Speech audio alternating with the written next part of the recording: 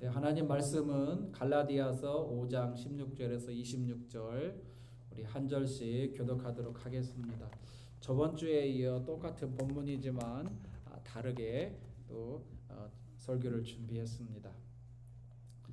우리 한 절씩 읽겠습니다. 16절입니다. 내가 이르노니 너희는 성령을 따라 행하라. 그리하면 육체의 욕심을 이루지 아니하리라.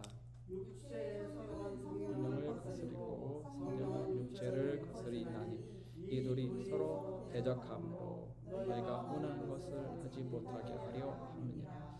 너희가 만일 성령의 인도하시는 바가 되면 율법 아래에 있지 아니하니라. 육체의 음행과 더러운 것과 우상 숭배와 주술과 원수 맺는 것과 분쟁과 시기와 분냄과 당 짓는 것과 불리함과 이단과 투기와 술 취함과 방탕함과 또 그와 같은 것들이라. 전에 너희에게 경계한 것 같이 경계하노니 이런 일을 하는 자들은 하나님의 나라를 유업으로 받지 못할 것이요 오직 성령의 열매는 사랑과 희락과 화평과 오래 참음과 자비와 양선과 충성과 온유와 절제니 이 같은 것을 금할 법이 없느니라. 그리스도 예수의 사람들은 육체와 함께 그 정욕과 탐심을 십자가에 못 박았느니라. 만일 우리가 성령으로 살면 또한 성령으로 행할지니 26절 같이 읽겠습니다. 시작. 헛된 영광을 구하여 서로 노엽게 하거나 서로 투기하지 말지니라. 아멘. 자리에 착석하시겠습니다. 네, 이 시대에 필요한 성령의 열매 두 번째 투 이렇게 정했습니다. 농사를 지어보신 분들은 잘 아실 거예요. 농사가 얼마나 어렵고 쉽지 않은 것인지 말이죠.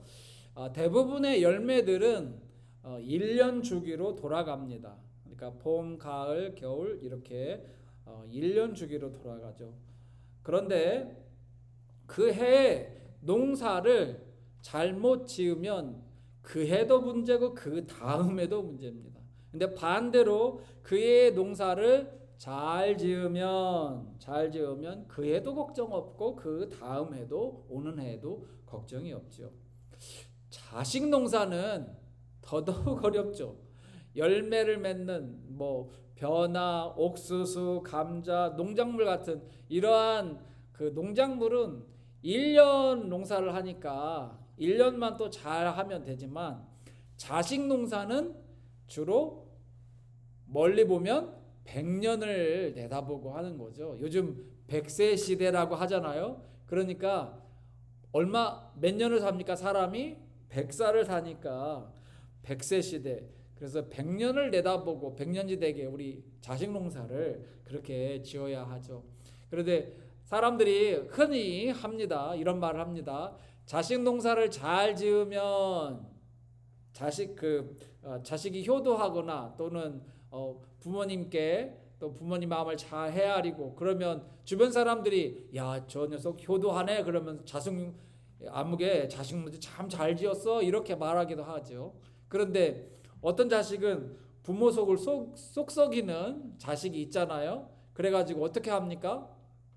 아이고 당신은 자식 농사가 엉망이구만 그렇게 말할 수도 있을지 모르겠어요. 그렇다면 자 열매 맺는 농사는 1년 자식 농사는 100년이라 본다면 우리의 영혼을 위한 농사는 몇 년일까요? 영원입니다. 영원. 1년도 100년도 아니고 영원입니다. 우리의 영혼은 영원히 살기 때문에 1000년도 만년도 아니라 영원합니다. 그러니까 계산이 빠르신 분들은 빨리 지금 감이 오시죠? 우리 영혼을 관리하는 이 농사가 얼마나 중요한지 이제 이해가 금방 오시죠? 그래서 우리 영혼을 위해서 투자하는 투자는 정말 값진 투자가 됩니다. 남는 장사가 되죠. 자, 성령의 은사. 여러분 은사가 뭐죠? 선물입니다. 선물. 은혜의 선물. 은사는 하나님이 주시는 선물이죠. 공짜로 우리에게 주시는 선물이죠. 선물은 내가 노력해서 얻는 게 아니지 않습니까? 여러분은 지금까지 받아본 선물 중에 가장 비싼 선물, 무슨 선물을 받아보셨습니까? 어떤 사람은 차를 선물 받았을 수도 있고, 어떤 사람은 집을 선물 받았을 수도 있는데, 어떤 사람은 다이아몬드 반지를 선물 받을 수도 있고, 어떤 사람은 굉장히 다양하죠.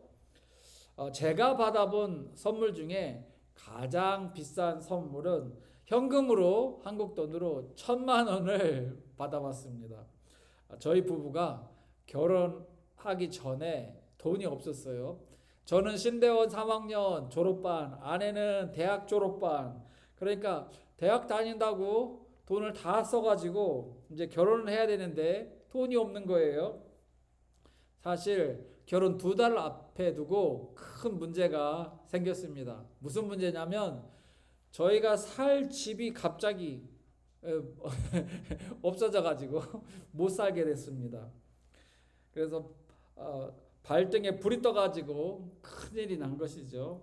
그래서 그 아픈 가슴을 안고 막 기도했어요. 하나님 어떻게 하면 좋습니까? 라고 기도했는데 하나님이 요한복음 14장 2절 말씀을 다 생각나게 해주시더라고요.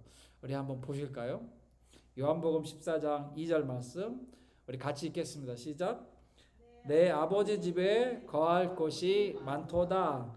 그렇지 않으면 너희에게 일렀으리라. 내가 너희를 위하여 거처를 예비하러 가노니. 이 말씀이 떠올라요. 사실 이 말씀은 예수님이 이제 하늘로 승천하시기 전에 제자들에게 내가 하늘나라에 십자가에서 돌아가시고 하늘나라에 가면 내 아버지 집에 거할 곳이 많다. 내가 너희를 위하여 많이 집을 예배하겠다. 거처를 예배하겠다. 이 말씀인데요. 이 말씀이 저에게는 이렇게 들려요. 장현아, 너가 살 집은 많아. 내가 너가 살 집을 예배할 거야. 이렇게 들리더라고요.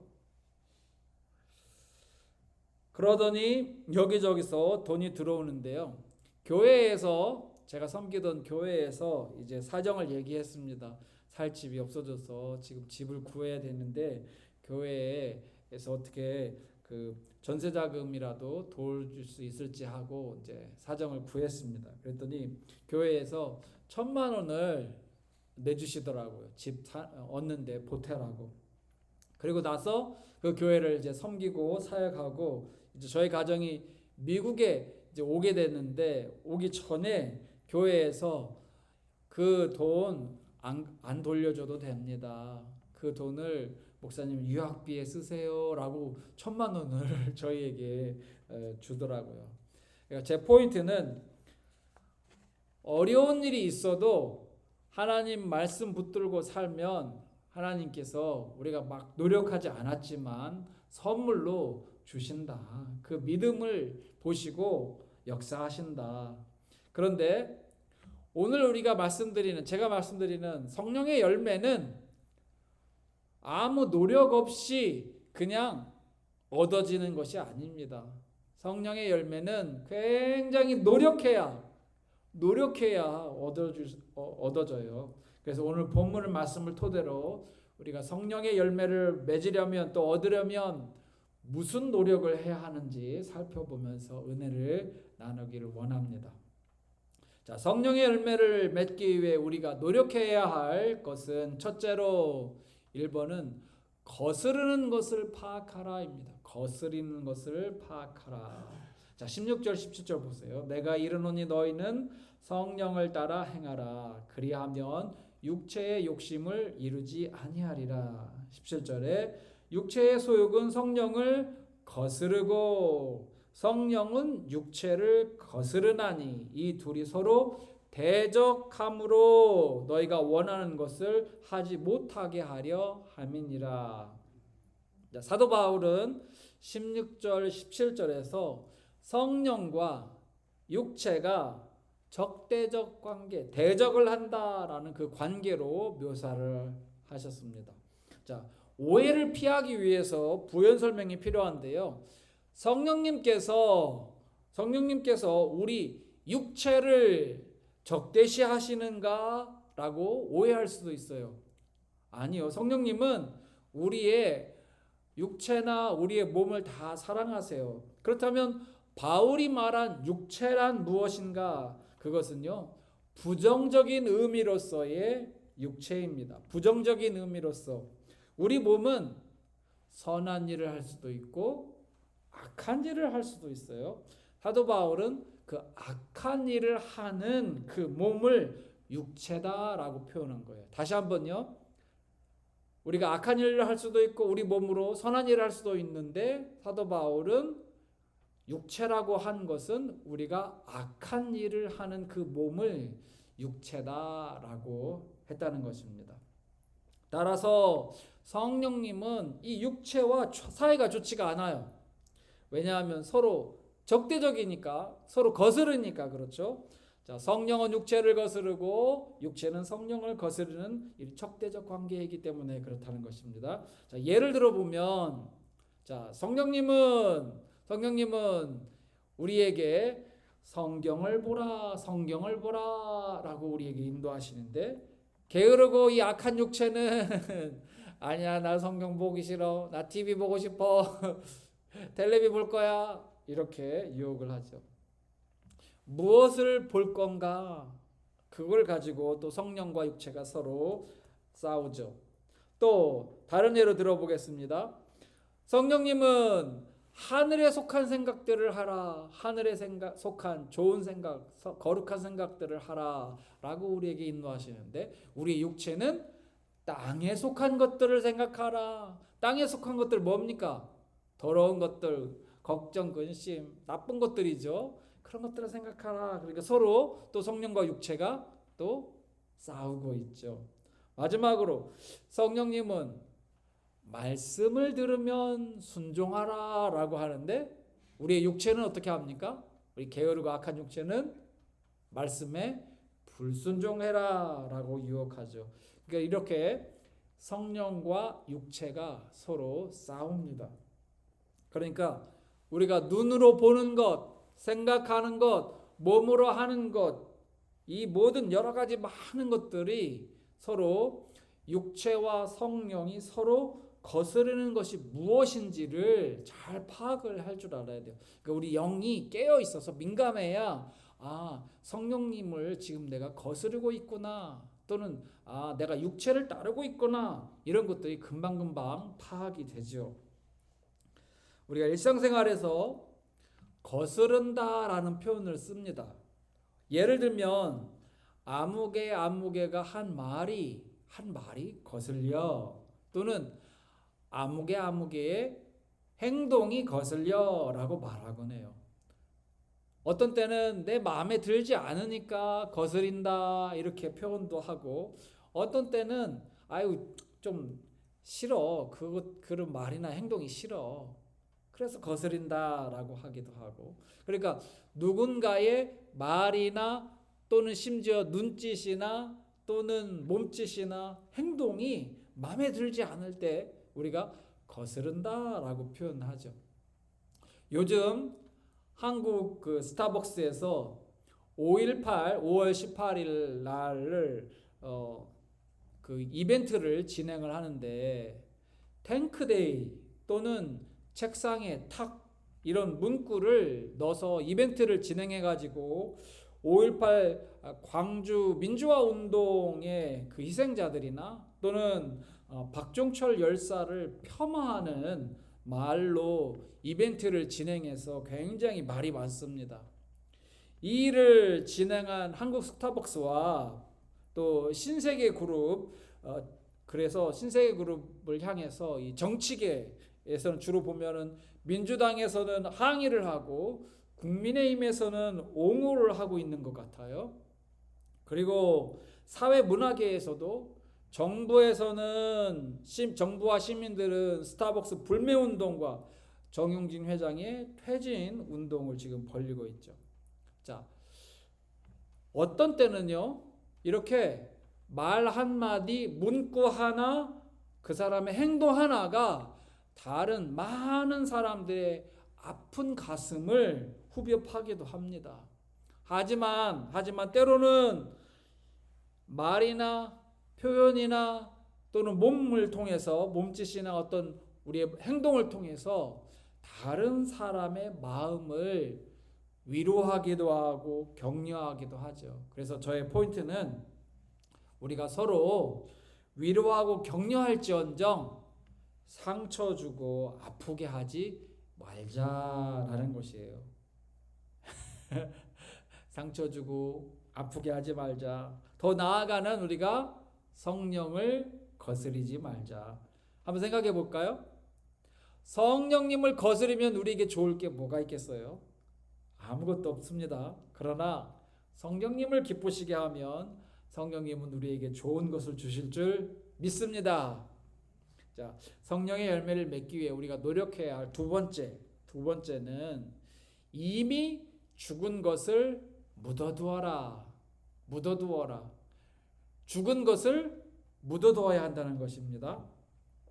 자, 24절을 한번 중점적으로 보시면 그리스도 예수의 사람들은 육체와 함께 그 정욕과 탐심을 십자가에 어떻게 했대요? 못 박았느니라. 네.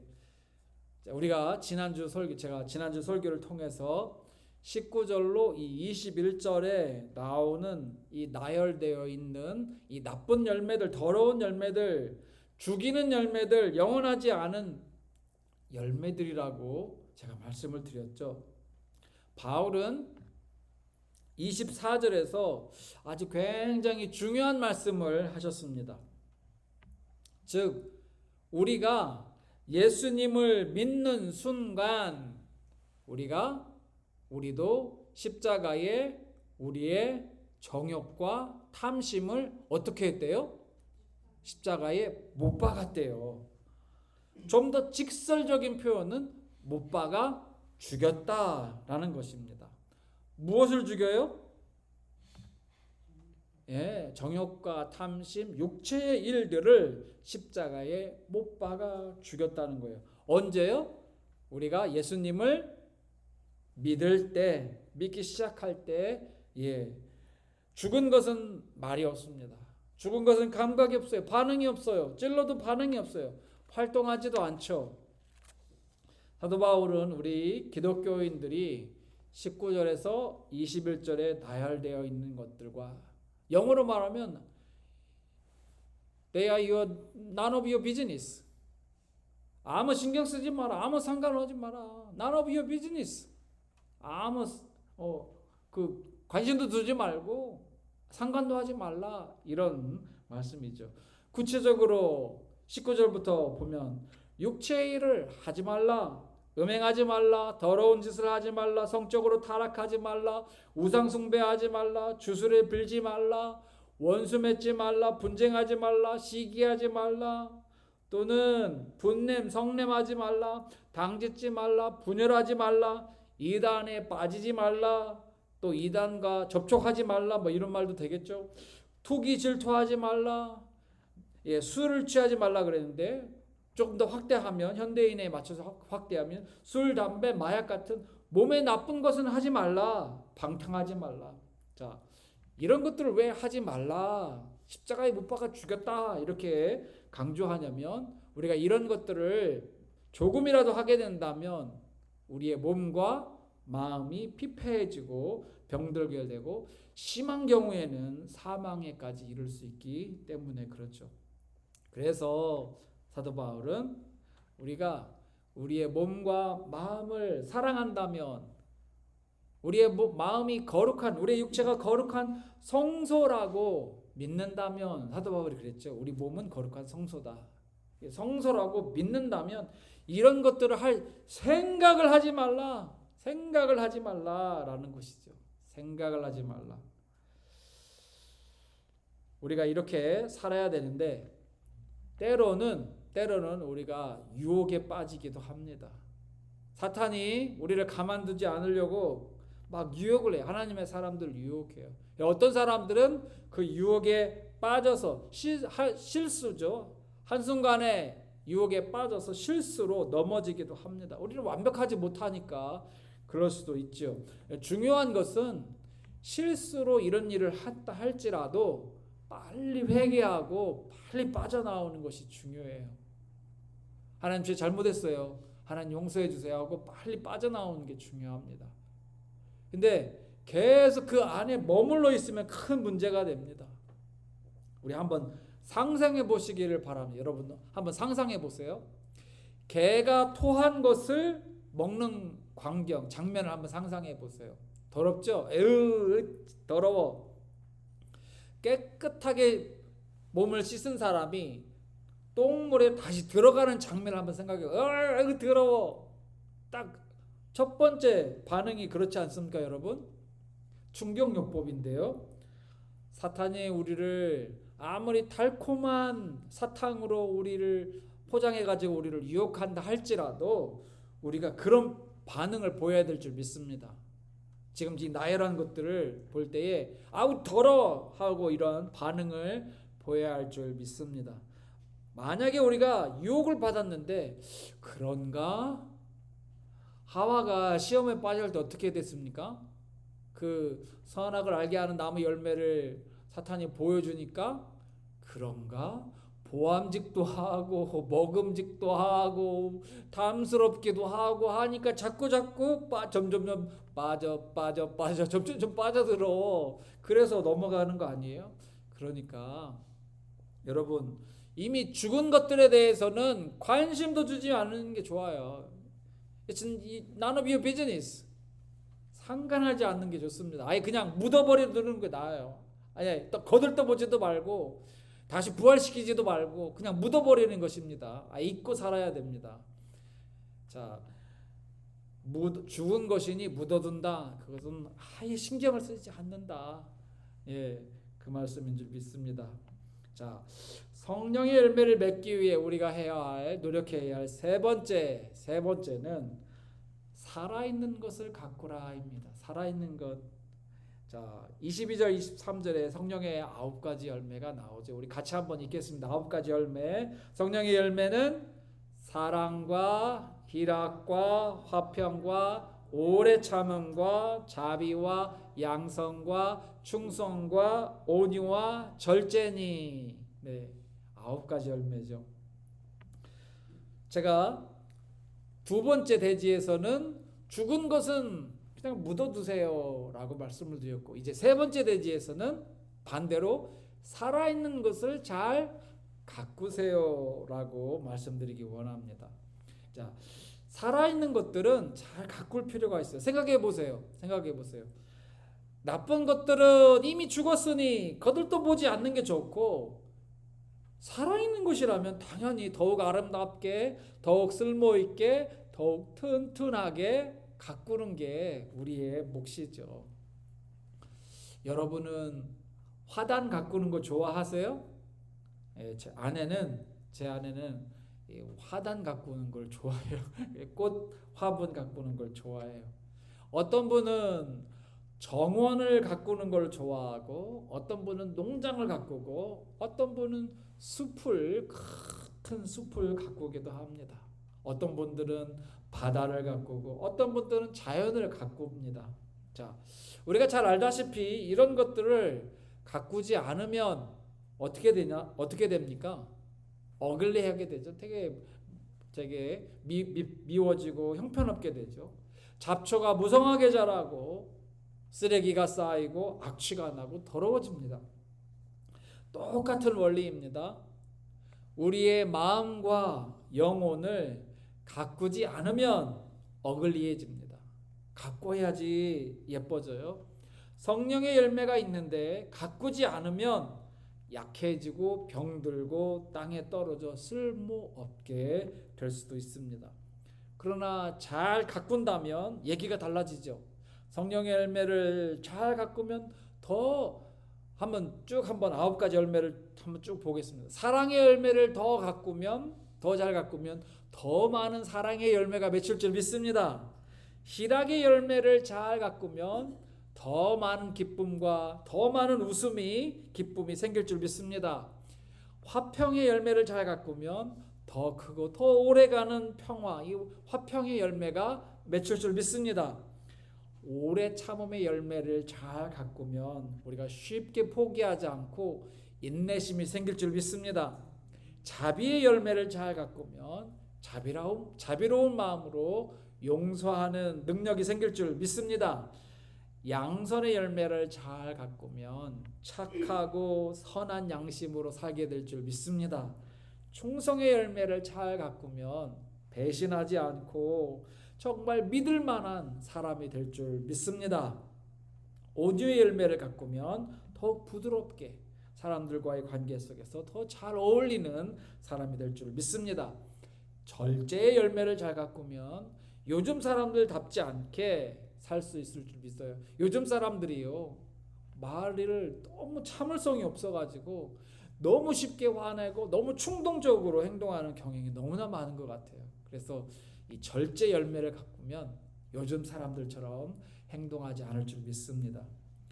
여러분, 우리 외모도 가꾸지 않으면 금방 상하게 되고 심한 경우에는 아프게 됩니다.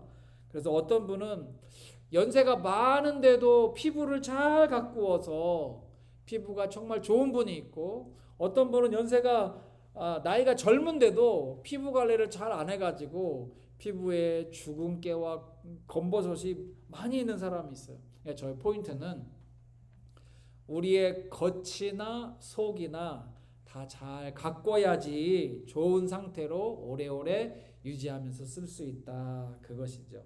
자, 특히 사람이 나이가 들수록 절제를 성령의 9가지 열매 중에 절제, 맨 마지막에 있는 이 절제의 열매를 잘 가꿔야 합니다. 왜냐하면 나이가 들수록 절제력이 이뤄져요. 자기 관리를 잘 못해요. 다른 말로는 브레이크가 잘 듣지 않아요. 절제가 안 돼가지고. 그래서 말도 브레이크 없이 하고 생각도 그렇고 행동도 그런 경향들이 있습니다. 다 그런 건 아닙니다. 그러나 절제의 열매를 맺으신 그런 어르신들이나 그런 할아버지 할머니들을 뵙게 되면 정말 아름답게 또 고귀하게 연세를 드셨다라는 게 느껴져요. 그래서 사람들로부터 대우받죠. 사랑받고 인정받고.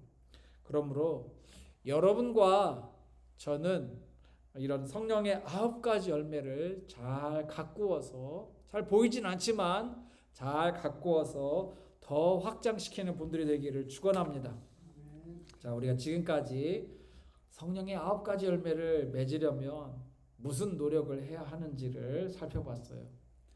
성령의 은사는 어떻게 됩니까? 선물이니까 그냥 받습니다. 내가 노력하지 않아도 성령님께서 성령의 은사를 주고 싶은 사람에게 그냥 주세요. 그런데 성령의 열매는 다릅니다. 성령의 열매는 엄청나게 노력을 해야 맺을 수 있고 가질 수 있어요.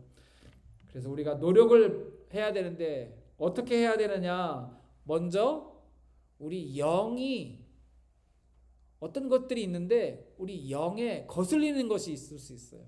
우리 영이 민감하면요, 거슬리게 돼요. 어떤 것들이 볼 때나 들을 때나 또는 우리 몸으로 뭔가를 해야 될 때 뭔가 거슬리는 게 있어요. 늘 깨어있고 민감하면 그게 잘 보입니다. 왜냐하면 우리 안에 성령님이 계시기 때문에 그렇죠. 성령님이 거슬리는 것을 나도 거슬리게 되죠. 근데 성령님이 기뻐하신다면 나도 기쁘게 되죠. 우리 영이 하나님과 성령님과 연결되어 있어가지고요. 그러니까 우리가 우리 영에 거슬리는 게 뭔지를 민감하게 잘 파악할 필요가 있고요.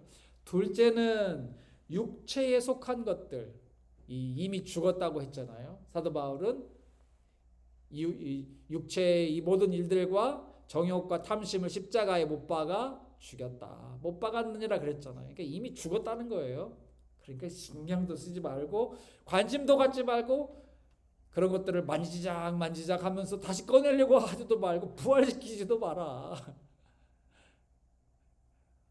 None of your business. 그 중에 어떤 것도 아무 너하고 상관이 없으니 거들떠 보지도 말고 관심도 갖지 말고 오히려 그런 것들을 보게 되거나 듣게 되면 더러워 하고 하는 거부 반응을 해야지. 그냥 보고도 한두 번 용납하기 시작하면 나쁜 게 나쁜 것으로 인식하지 못하게 되는 경향이 있어요. 스물스물 자꾸 올라와요. 예를 들면 그 나쁜 것 중에 뭐 성냄도 그거 하나죠. 아까 분냄 나왔었잖아요. 한두 번 막 분냄을 화를 막 내기 시작하잖아요. 그러면은 이게 계속 길이 나가지고 성내는 게 괜찮구나 이렇게. 그러니까 이것들을 죽이려면 아예 못 올라오게 싹을 잘라야 할 줄 믿습니다. 셋째, 성령에 속한 것들, 이를테면 성령의 열매들은 우리 속에 살아있는 것들이니 더욱 신경 써서 가꿔야 한다라고 말씀드렸습니다. 자, 사과 과수원에 여러분이 사과 과수원의 주인이요 농부라고 생각해 보세요. 사과가 달렸고 그 사과 나무에 사과가 주렁주렁 달렸는데 여러분이 아무 신경을 쓰지 않는다면 어떻게 될까요? 사과들이 농사를 망치겠죠. 다 떨어지고 땅이 썩어 없어지겠죠. 그런데 여러분이 부지런히 사과 나무들을 잘 가꾼다면 어떻게 될까요? 사과 열매가 더 실하고 더 좋은 열매들을 얻을 수 있겠죠. 비유적 표현이지만 우리가 성령의 열매를 가꿔야 하는 이유가 여기 있는 줄 믿습니다. 자, 그러므로 우리가 이 성령의 열매를 잘 가꾸고 또 더 많이 수확하기를 원한다면 노력해야 할 줄 믿습니다. 가만히 있으면 안 되고요. 노력을 해야 됩니다. 그 요한복음에서는 죄와 싸우되 피 흘리기까지 싸워라 이런 말씀이 있죠. 그래서 우리가 때로는 이 악한 영과 싸울 때 정말 그러한 각오로 싸워야 우리가 이 싸움에서 이기고 좋은 열매들을 많이 맺을 수 믿습니다. 여러분과 제가 이 열매 농사짓는 그 농부라고 볼 때에 정말 부지런히 좋은 열매를 많이 수확하고 잘 가꾸는 그러한 분들이 되셔서 예수 그리스도께서 원하시는 성령님께서 원하시는 열매를 많이 맺는 분들이 되기를 우리 주 예수 그리스도의 이름으로 간절히 축원합니다. 기도하시겠습니다.